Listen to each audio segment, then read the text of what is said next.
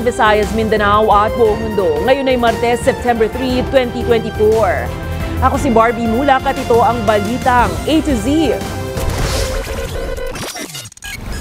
Sa pinagsamang bilang ng NDRRMC at ilang lokalidad, patay dahil sa bagyong Enteng, umakyat na sa 14. Habang search and retrieval operations sa ilan pang biktima, nagpapatuloy pa rin.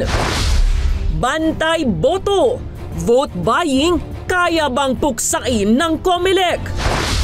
EJ Obiena may bagong pakonsuelo sa fans matapos makansela ang International Pole Vault Competition sa Pinas dahil sa kanyang injury. Janine Gutierrez rumampa sa red carpet sa Venice.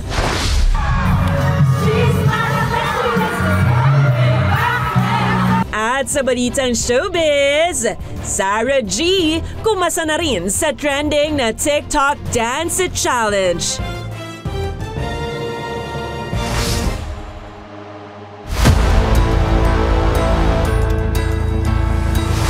Magandang gabi pambungad sa ating newscast. Abot na sa 14 ang pinagsamang bilang ng mga nasawi bunsod ng pananalasan ng bagyong Enteng. May mga dumarating pa kasing report ng mga nawawala at na-recover na katawan. Tumambad sa disaster officials ng Abra ang isang katawan na nakasabit sa mga trosong nakalutang sa Baay River kaninang tanghali. Kinilala ang biktima bilang residente ng barangay Nalbuan sa Likuan, Baay. Dagdag ito sa bilang ng mga nasawi dahil sa bagyong Enteng. Sa tala ng National Disaster Risk Reduction and Management Office Martes ng umaga, 10 ang patay at 10 ang sugatan mula sa iba't ibang panig ng bansa. Pero hindi pa kasama rito ang biktima sa Abra at ilan pang nakumpirmang patay ng mga lokal na otoridad. We work closely also with the local government units through the DILG, and we also, of course, very important po yung tulong ng DOST Pag-asa para sa pagpaplano natin. Of course, we have DNRNGP po para doon sa mga maapektuhan posible na mga barangays. And we work closely as a team po para make sure na yung pag-uutos ng ating Pangulo ay ma-undertake po to give all available resources. Sa barangay Moonwalk, Parañaque City, na-recover na ang katawan ng isang menor de edad na babaeng nakitang palutang-lutang sa creek. Base sa inisyal na impormasyon, nakikipag-inuman umano ang biktima nang malunod sa ilog sa gitna ng masamang panahon. Tiniyak naman ng mga otoridad na iimbestigahan ang insidente. Nakatambay po kasi yung tropa ko dyan, dalawa sila. Nakatambay po sila. Tinitignan daw po nila yung ilog. May nakalutang daw po. Sa Northern Samar naman, nahukay na mula sa makapal na putik ang mga katawan ng 2 biktimang lalaki na nasawi dahil sa landslide. Samantala, sa Taytay, Rizal, tuloy-tuloy pa rin ang masinsinang paghahanap para sa nawawalang bata na inanod sa Taytay River. Umabot naman na sa 6 ang nasawi sa Barangay San Luis pa lang sa Antipolo City dahil sa malakas na ulang dulot ng bagyong Enteng nitong Lunes. Nagpapatuloy naman ang search and retrieval operations ng mga rescuer sa isang sitio matapos ma-wash out ang bahay ng isang pamilya. May balitang A to Z si Kim Salinas. Hindi nakaligtas ang Barangay San Luis, Antipolo City sa Rizal sa hagupit ng bagyong Enteng. Matinding baha ang sumambulat sa maraming residente kung saan natangay ng rumaragasang tubig ang bahay ni na Carlo bandang alas 7 ng umaga. Bibili po ako ng kape, nakasalang po yung mainit. Pataas po ako dun sa daan po namin. Nandun pa po yung bahay, tapos pagbalik ko po wala na po yung bahay. Nakahiga po silang lahat. Nanay ko po, tapos yung kapatid ko, yung bayaw ko, tapos yung 2 kong pampangkin. Ayon kay Carlo, halos tulog pa ang lahat ng kanyang mga kaanak nang tangayin ng tubig ang kanilang bahay na bumagsak mula sa taas na 75 feet. Hindi niya akalain na ang bagyong Enteng ang magpapataob sa kanila. Siyempre po, tiwala. Doon na po ako lumaki. Hingi po sana ako ng tulong sa inyo. Mapalibing po. ng maayos po. Rest assured po yung ating pong CSWD o ating mga social workers po ay nakikipag-ugnayan dun sa mga pamilya ng mga namatayan para po sa kaukulang burial assistance. Unang natagpuan ng nanay at ang isang taong gulang na bata, habang natagpuan na rin ngayong araw ang isang lalaking pinaniniwalaang ama ng nasawing mag-anak. Patuloy naman ang paghahanap sa biyenan at isa pang anak na 8 taong gulang. Samantala, nahanap na rin ang katawan ng isang nasawi sa Antipolo Hills dahil sa pagkalunod. Ang casualty po ng aking barangay ay bali 6. Ay yung isang casualties po natin na taga Antipolo Hills, siya po ay nakalikas na, yung kasalukuyang naramdaman nila na tumataas yung tubig at naiwanan po yung cellphone at saka may pera daw. So nung binalikan niya, ay biglang tumaas yung tubig. Ginagawa naman daw ang lahat ng makakayap para matagpuan ang iba pang mga nasawi. At ngayon po ay nagbabaka sakali tayo na nandun pa sila sa vicinity ng Gumuho kasi yung pong bahay ay nasa tuktok. Nahulog po sila dun sa halos 75 feet na taas. Nagpapatuloy ang search and retrieval operation ng mga tauhan ng Barangay San Luis, maging ang rescue team ng Antipolo City ang nagpapahirap sa kanila dito ang daluyong ng tubig, ang lakas ng ulan at ang tigas ng mga batong bumagsak simula sa itaas. Para sa Balitang A to Z, Team Salinas.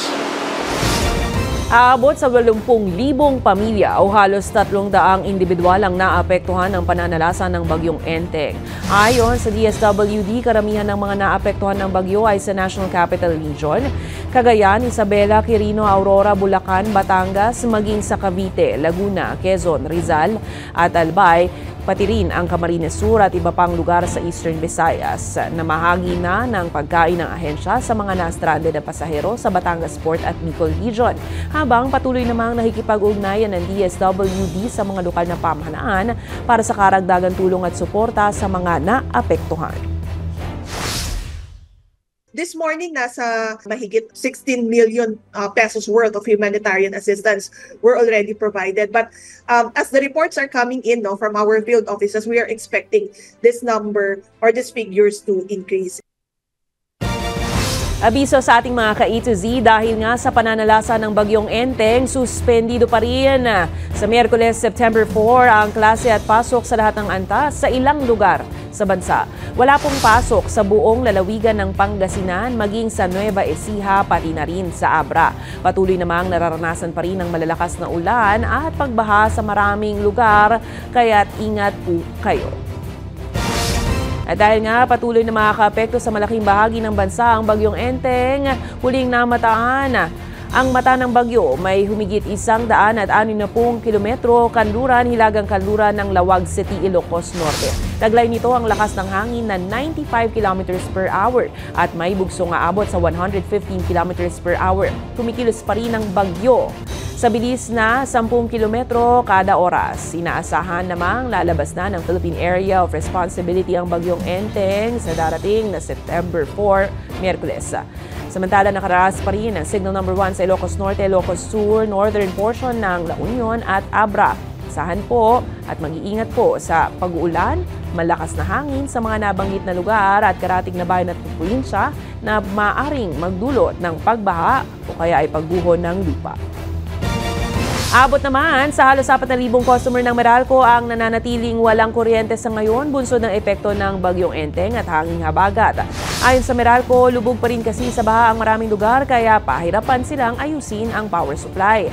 Yun pa man, nangako ang power company na agad nilang kukumpunihin ang mga linya oras na bumuti na ang sitwasyon. Nananawagan din ng Meralco sa kanilang mga customer na i-report agad kung may mga nakahambalang na puno o sumabit sa mga linya ng kuryente na posibleng makaperwisyo at makaapekto sa supply ng kuryente sa mga kabahayan.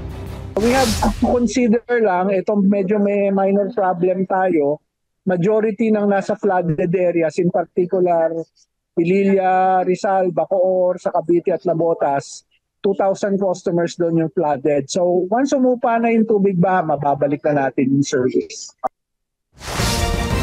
Pinaghahanap ngayon ng 3 pugante na nakatakas mula sa Fishport Custodial Taytay Facility sa Rizal sa gitna ng pananalasa ng bagyong Enteng. Ayon sa Taytay Police, sinamantala ng 3 ang sama ng panahon para sirain ang bakal na piitan sa lugar at tumakas papunta sa Samagta Floodway kaninang umaga. Kinilala ang mga ito bilang sina Danny Boy Cancino, Ronald Barrera na naharap sa drug charges at isang Kurt Cavasa na inirereklamo naman sa illegal possession of firearms. Nag-alok na ang Taytay Police ng tig 10,000 pisong pabuya para sa impormasyong ikauhuli ng bawat pugante.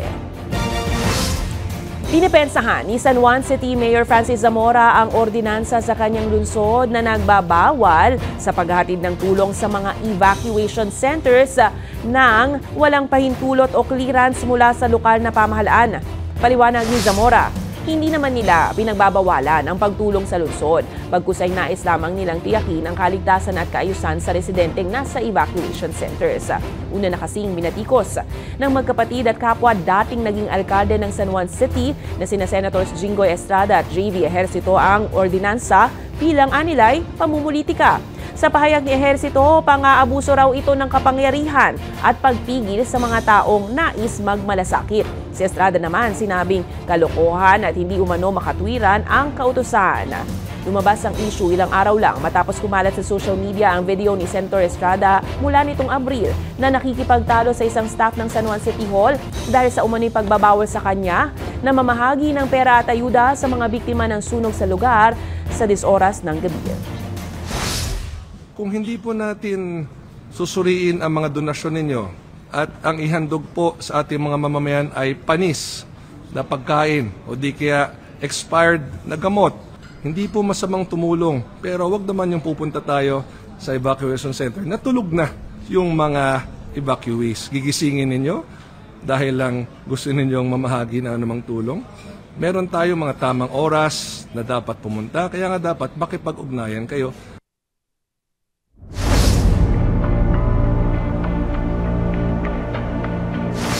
Pinuna ni Chief of Police Davao Region Police Brigadier General Nicolas Torre ang mga taga-suporta ng puganteng si Apollo Kibuloy dahil sa patuloy nilang pagpipigil at pagbabantay para hindi mahainan ng warrant of arrest ang naturang leader ng Kingdom of Jesus Christ. Ayon kay Torre, ito ang nagiging dahilan kung bakit natatagalan din ang paghahanap sa loob ng KOJC compound na umabot na ngayon sa ika-11 araw. Ito lamang Lunes nagkaroon muli ng tensyon sa pagitan ng kapulisan at mga miyembro ng KOJC. Ito ay matapos pasukin umano ng mga pulis ang loob ng KOJC compound. Hinihikayat din ng opisyal ang publiko na huwag maniwala sa pinapakalat na propaganda umano ng SMNI. Sinasabi nila na milyon-milyon sila buong mundo. Pero nasaan ang milyones nila nung isang gabi? Hindi nga nila napuno ang plaza na sa ating pagtaya ay nasa 2,500 lamang ang upuan. This is despite na nalaman natin na sila ay naghakot pa ng mga tao galing Bukidnon at Surigao para umattend sa kanilang event. Samantala, paglabag daw sa karapatan ng mga taga-suporta ng Kingdom of Jesus Christ sa Davao City ang patuloy pa ring operasyon ng mga pulis para hanapin at arestuhin ang puganteng si Apollo Kibuloy. Ito naman ang nakikita ni Sagip Party List Representative Rodante Marcoleta at sinabing na antala na raw ng kapulisan ang mga aktibidad ng grupo. Matatandaang nagkaroon nga ng tensyon sa pagitan ng pulis at mga miyembro ng tangkaihain. Ang arrest warrant laban kay Kibuloy humigit 1 linggo na ang nakararaan. Pinaniniwalaan namang nagtatago pa rin sa isang underground bunker sa loob ng compound si Kibuloy na naharap sa mga kaso ng sexual abuse sa Pilipinas at sa Estados Unidos matapos makadetect ng heartbeat ang mga otoridad. Iniimbestiga naman na ng Commission on Human Rights kung may paglabag nga ba sa karapatang pantao sa isinagawang operasyon. Considering, Madam Chair, that it is a religious sect, and I believe the CHR knows that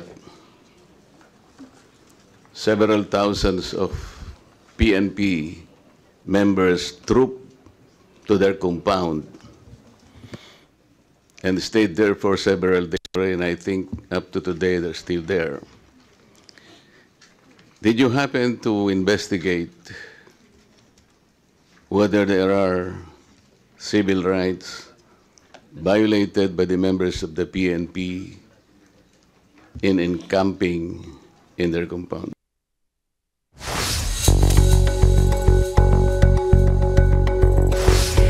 Determinado ang Commission on Elections na labanan ang isyu ng vote buying sa bansa lalo't paparating na ang 2025 midterm polls at sangguniang kabataan elections. Itinatanggi naman ng COMELEC ang mga isyong ipinupukol sa Miro Systems, ang supplier ng automated counting machines para sa nalalapit na halalan. May balitang A to Z si Naomi Almojano. Mapa national, local o barangay elections talamak at malaking problema ang vote buying sa bansa. Kaya naman sa pagdinig ng Committee on Appropriations sa 2025 budget ng COMELEC nitong Martes, siniyasat ng ilang mambabatas ang mga hakbang ng COMELEC laban sa vote buying. Nakakaalarma na raw kasi ang iba't ibang paraan ng pagbili o pagbebenta ng boto, lalo na't nalalapit na ang 2025 midterm elections. Massive vote buying na may mga tao, kahit during the campaign period na Mr. Chair na dadalhin sila sa isang compound halimbawa, tapos doon nandun na yung bigayan ng cold cash talaga. Tapos andyan din naman yung mas modern na forms ng vote buying, Mr. Chair, yung dinadaan sa halimbawa mga electronic finance application. Nakikita naman daw ng COMELEC ang issue ng vote buying bilang malaking banta sa demokrasya. Ang problema po natin, natatakot naman yung mga tumatanggap na mag-report sapagkat ang feeling nila madadamay po sila. May mga guidelines na ang ahensya laban sa vote buying kasama ang kontrabigay program para matukoy ang mga lumalabag dito. We need voters education. Voters education to counter vote buying. Hanggat may tumatanggap po kasi, may magbibigay. Diin pa ni Garcia. Desidido po talaga ang komisyon nyo presently to weed out yung vote buying. Hindi man po natin mapipigil completely. Samantala, inusisa naman ng ilang mga mambabatas ang partnership ng COMELEC sa Miro Systems maging sa mga issue tulad ng electoral fraud at cybersecurity issues sa mga vote counting machines. Yan po daw po ay akusasyon, aligasyon ng isang private interest group in Congo, and therefore as far as the official pronouncement of the Congo government is concerned, there's no such thing as that kind of irregularity. Sakali naman daw na magkaaberya sa mga makina sa halalan, may 110 repair hubs na nakahanda sa buong bansa para sa mabilis na pag-aayos ng SD cards at balota. Napakahalaga ng papel ng COMELEC sa pagtaguyod ng karapatan ng publiko na bumoto at makilahok sa electoral processes sa bansa. Kaya hangad ng mga mambabatas sa budget na kanilang ilalaan sa 2025 midterm elections, maiiwasan ang anumang irregularidad sa botohan at makaboboto ng matiwasay ang bawat Pilipino. Para sa Balitang A to Z, Naomi Almojano.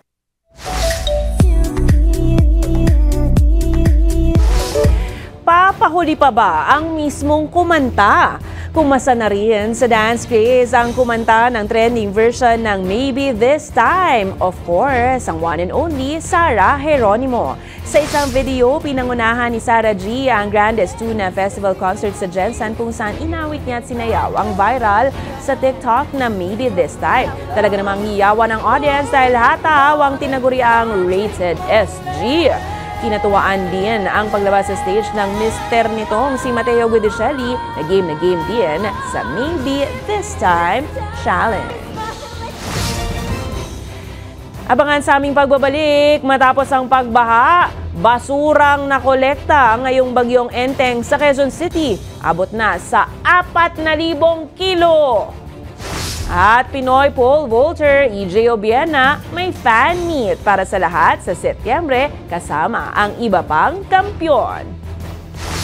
Abangan ang kumpletong ulat sa pagbabalik ng Balitang A to Z.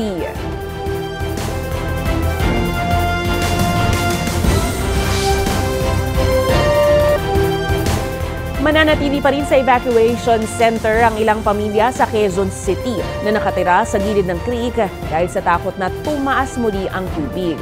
Parating sanhi ng baha ay basura at ngayong bagyong Enteng, umabot sa 4,000 kilo ng basura ang nakolekta ng QC Sanitary Department. May Balitang A to Z si Ace Cruz.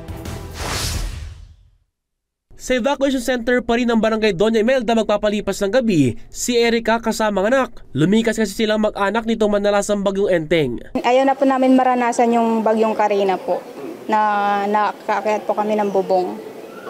Kaya lumikas na po kami agad. May trauma na siya sa tuwing bumubuhos ang ulan. Kasi yung bagyong Karina po kasi, habang nag-aakyat po kami ng gamit, pataas po ng pataas yung tubig. Nakababad po kami sa baha habang naghihintay po kami ng rescue. Naglagay na ng flood marking ang barangay para magsilbing babala sa mga residente malapit sa creek kung dapat na mag-evacuate. Ayon sa pamunuan ng barangay Doña Imelda, nagsisilbing catch basin ang kanilang lugar sa tuwing may sama ng panahon. Bakit? Ito'y dahil dulo na ito ng lungsod ng Quezon, habang boundary naman ng lungsod ng Maynila at ng lungsod ng San Juan. Kung kahit gano'n na lang, ang kanilang paalala sa mga residente malapit dito sa creek na lumikas na sa tuwing may malakas na ulan dahil sira na nga ang retaining wall na ito.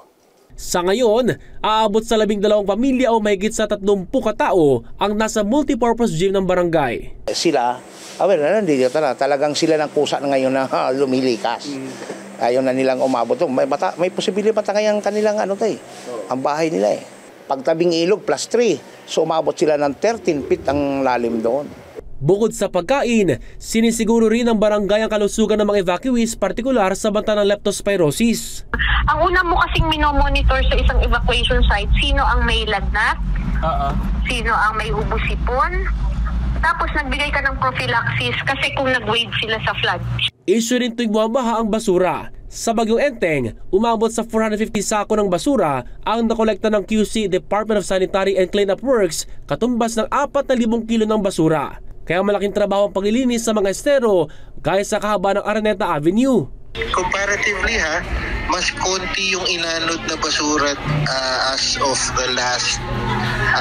of this weekend na nakita ron sa video over nung mga ibang araw na naglilinis tayo. Ang nahahakot na basura sa Araneta Creek are typically plastics. Apilan ng lokal na pamahalaan mag-segregate at magtapon ng maayos dahil basura ang pangunahing dahilan kung bakit mabilis magbaha sa iba't ibang lugar. Para sa Balitang A to Z, Ace Cruz. Hindi raw kayang i-regulate ng MTRCB ang content na inilalabas ng maraming online streaming platforms kahit na marami na ang nagrereklamo ukol dito. Sa pagdinig ng Senate Subcommittee on Finance ngayong Martes, kaugnay sa panukalang budget ng ahensya para sa 2025, sinabi ni MTRCB Chair Lala Soto Antonio na hindi ito saklaw ng kanilang responsibilidad.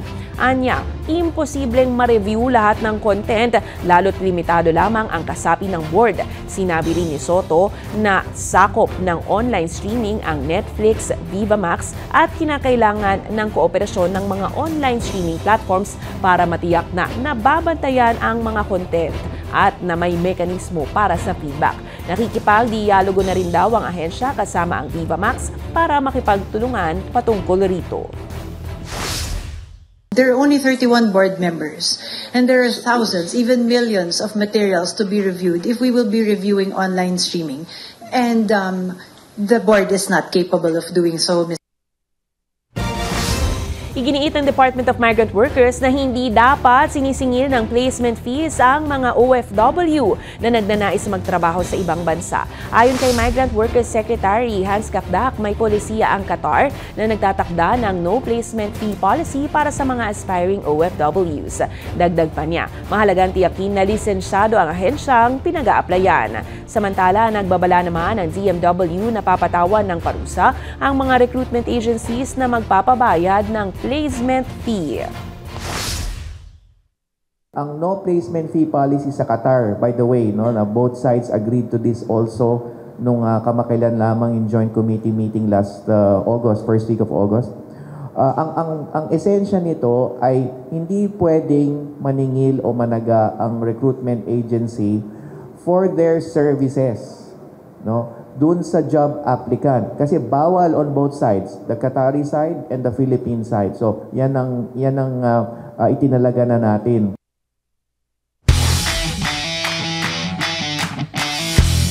Good news para sa fans ni EJ Obiena. Magkakaroon ng Pinoy pole vaulter ng isang fan meet sa September 15 sa Ayala Mall sa Manila Bay, Parañaque City. Kapalit ito ng naudlot na poll voting competition na sana'y pangungunahan ni Obiena sa Makati sa September 20. Sa kanyang social media post, nangako si Obiena na magkakaroon ng ilang exhibition events at panel discussion kasama ang ilang sikat at magagaling na poll voters at champions sa mundo. May kisali rin sila sa mga programang inihanda para sa mga tagahanga ng Pinoy poll voter. Matatandaang nagtamo ng injury sa likod si Obiena matapos ang kanyang huling laban sa Poland. Susunod, Janine Gutierrez, masayang dumalo sa Venice International Film Festival. Ilang Hollywood stars present din. Manatiling nakatuto, kayo ay nanonood ng Balitang A to Z.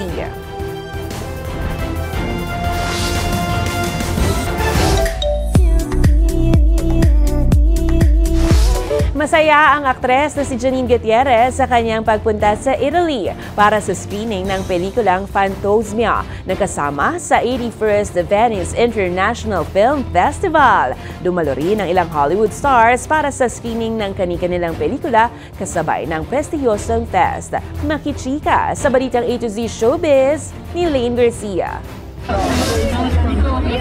Ibang saya ang nararamdaman ng aktres at lavender star na si Janine Gutierrez matapos dumalo sa 81st Venice International Film Festival sa Italy nitong Lunes, September 2, para sa screening ng pelikulang Fantosmia kasama ang veteranong aktor na si Ronnie Lazaro. Sa Instagram, proud na ibinahagi ni Janine ang video ng kanyang pagdalo sa red carpet ng isa sa pinaka-prestihiyosong film festival sa mundo na ayon sa kanya ay tila isang panaginip na natupad. Agad namang nagbigay ng support at nakakakilig na komento si Jericho Rosales. Abot-abot rin ang pasasalamat ni Janine sa Lavender Fields production team dahil pinayagan siya na makadalo sa naturang International Film Festival. Tungkol ang pelikulang Fantosmia sa isang psychological condition kung saan nakakaranas ng kakaibang amoy ang isang tao kahit na ito'y katang-isip lamang. Isinailalim ang pelikula sa direksyon ni Love Diaz na unang ipinalabas noong December 2023 hanggang January ngayong taon. Maliban kay Janine Gutierrez, pati din sa event ang celebrity couple na sina Tony Gonzaga at Direk Paul Soriano na isa sa mga direktor ng pelikula. Samantala, present din ang ilang Hollywood stars tulad ni Brad Pitt kasama ang kanyang bagong girlfriend. Habang usap-usapan din ang pagdalo ng ex-wife niyang si Angelina Jolie para sa pelikulang Maria na tila naluha pa dahil sa suporta ng fans sa kanyang pelikula. Tila nasa cloud9 naman ang couple na sina George Clooney at Emil Clooney habang naglalakad sa red carpet ng Wolf. Hindi rin nagpakabog si Lady Gaga at ang kanyang fiancé na si Michael Polanski para naman sa premiere ng Joker Folie à Deux. Kilala bilang isa sa pinaka-prestihiyoso at pinakamatandang film festival sa buong mundo, ang Venice International Film Festival. Para sa Balitang A to Z Showbiz, Lane Garcia.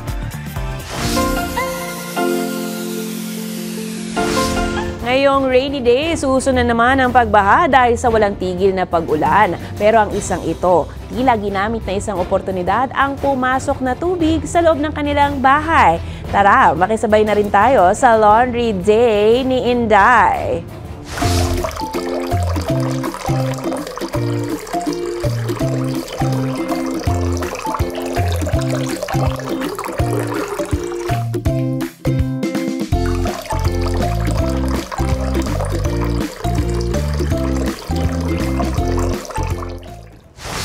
Kung kayo ay may kwentong kakaiba, mga kwento ng pag-ibig, storya ng inspirasyon at pag-asa, maaari nito ibahagi, sumali sa ating Facebook group na Balitang A to Z, panoorin ng replay ng ating programa at sundan ang ating social media pages. Hanapin ang Balitang A to Z. Ang ating quote of the night ngayong Martes ay mula sa isang author at philosopher na si Gilbert Chesterton. Ayon sa kanya, kapag umuulan sa iyong daan, tumingin ka pataas kaysa pababa. Kung walang ulan, walang magiging bahaghari. At yan ang mga balita at impormasyon, mga kwentong may dalang inspirasyon na tinutukan ng Balitang A to Z. Ako si Barbie Mula, maging maalam, makialam. Magandang gabi sa iyo, Pilipinas!